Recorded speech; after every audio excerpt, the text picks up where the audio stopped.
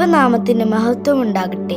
ഞാൻ Derin Cecily Paulson, Fort Kochi saint Francis CSI സഭാംഗമാണ്. Journey through the സാംസിന്റെ 246 ദിവസത്തിലേക്ക് ഏവർക്കും സ്വാഗതം. ഇന്ന് നമ്മൾ ചിന്തിക്കുന്ന വേദഭാഗം 127 സങ്കീർത്തനമാണ്. ദൈവം പണിയുന്ന ഭവനങ്ങളെ കുറിച്ചാണ് ഈ സങ്കീർത്തനത്തിൽ പറയുന്നത്. നമ്മുടെ സംരക്ഷണം കർത്താവിന്റെ കരങ്ങളിലാണ്. നമ്മെ കാക്കുന്ന കർത്താവിന്റെ കരങ്ങളിൽ നമ്മെ ദിനം തോറും സമർപ്പിക്കണം.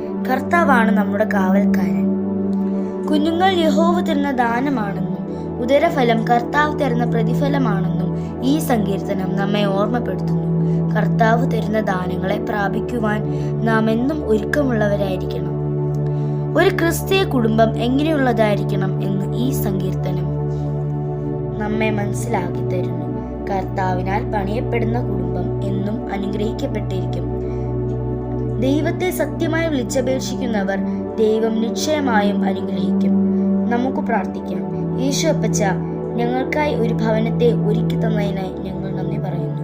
അങ്ങ് ഞങ്ങളുടെ കാവൽക്കാരനായി ഉള്ളതിനായും ഞങ്ങൾ നന്ദി പറയുന്നു.